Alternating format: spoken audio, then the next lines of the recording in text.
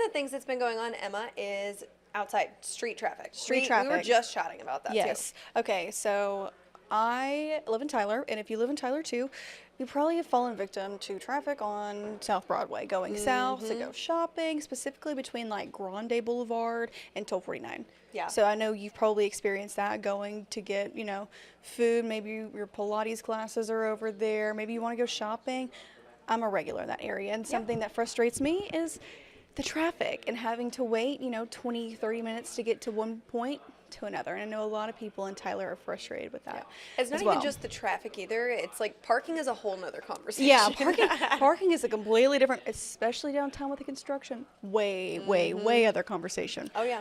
But going back to Broadway and South Tyler traffic, so the city of Tyler on Wednesday is expected to present the South Tyler Mobility Study to the City Council on Wednesday. Now, I'm excited about this because the purpose of this study is to, improve the mobility and relieve some of that congestion that we see on South Tyler, specifically Broadway.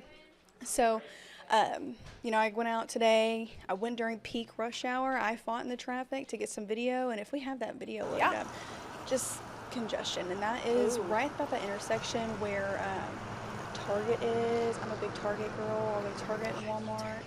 But that area is horrible for traffic. So that is one of the areas that is included in this plan. So I'm going to read off a few of these intersection improvements that are on the short-term plan that we could see within the next 2 to 5 years. So those intersection improvements, specifically along Broadway Avenue, will be at Southtown Drive, Heritage Drive, Cumberland Road, and Centennial Parkway. Now that Cumberland Road and Centennial Parkway is where that the Cumberland Village Shopping Center is, Bass Pro Drive.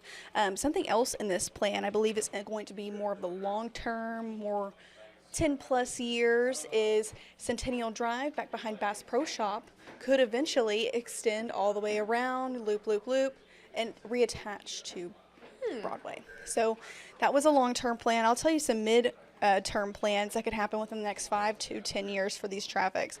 And as a new person in Tyler, I know that this intersection sucks. Excuse me if I can't say that, but it was horrible, especially for traffic. Broadway Avenue and Grande Boulevard. Enough said, right? With the yields and the turns, it's just busy. So the city is planning to make improvements that will result in a morning peak hour delay decrease of 5%. So you'll be saving a little bit of time in the mornings with these plans, and an afternoon traffic delay of 11%. So a lot of different plans are on the way for traffic. And then going back to those long-term plans I was talking about, all of these aim to, all these proposed roadways and excuse me, I'm saying a lot about roads, oh my goodness. And construction plans are, the city is growing, so they're going to grow with the city, and so are everywhere else. Wadham Street, Market Square Boulevard, New Copeland Road, Marsh Farm Road, Cherry Hill Drive. I mentioned that Centennial Parkway extension, and then Holly Tree Drive. So, all these things are going to help, hopefully, alleviate some congestion in Tyler and, grow as the city grows. Yeah. Looking back at that traffic was crazy today. So I've been seeing it for a while. Obviously, I'm new here to East Texas, so I'm still trying to figure out, I still use my maps everywhere. Yeah. I still want to make sure that I'm taking the fastest route, but when it comes to Broadway, I don't really think that there is a right way to turn. And that is because of these intersections. And it is, and sometimes the lights take a long way, and that's why they did this study, to kind of see, where traffic was backing up, what were the main issues, was it the lights, was it, just the congestion of the neighborhoods being in this area development, is it causing more delays? And I just left out of North Texas. I was driving, through North Dallas and North Texas all the time, and I thought that moving here I would escape it, but not really. No. But hopefully it'll improve soon. That's what I hope too. I mean, I can tell you, for one, I was on the road this morning just kind of driving about, but once I got into the city of Tyler, I knew right where I was going to go. I needed to probably turn the opposite direction. And I've talked about this a few times with our morning traffic reporter, Miss Carrie Compton. What is the best route to take when you're on your way to work in the morning. And she talks about, stay away from 49 during the morning, or stay away from Broadway. And there's different, like, I want to say they're hot spots. Well, I think the good way to say it is major roadways. They are the major roadways that are the main vessel of, that this is going to get you to your point B. Oh, yeah. For sure. Oh, yeah. Instead Definitely. of driving through like a neighborhood or like a side road.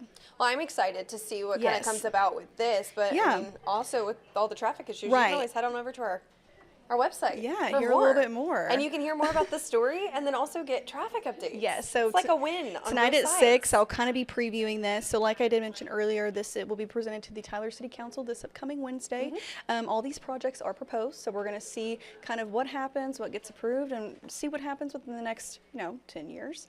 But Hopefully it's sooner than that. Hopefully sooner. I was able to speak with a business owner in South Tyler that is in Cumberland Village that does see a lot of that traffic in that area. Oh, And then also a woman who says she tries to avoid Broadway at all costs, and at one of these intersections that's seeing improvements, she actually got into a minor crash. So she is hoping, fingers crossed, for improvements to make, in her words, Broadway more drivable. All right. Well, Emma, thank you so much for giving us the latest. And I'm sure we'll hear more about it later. Yes, we will. 6 o'clock.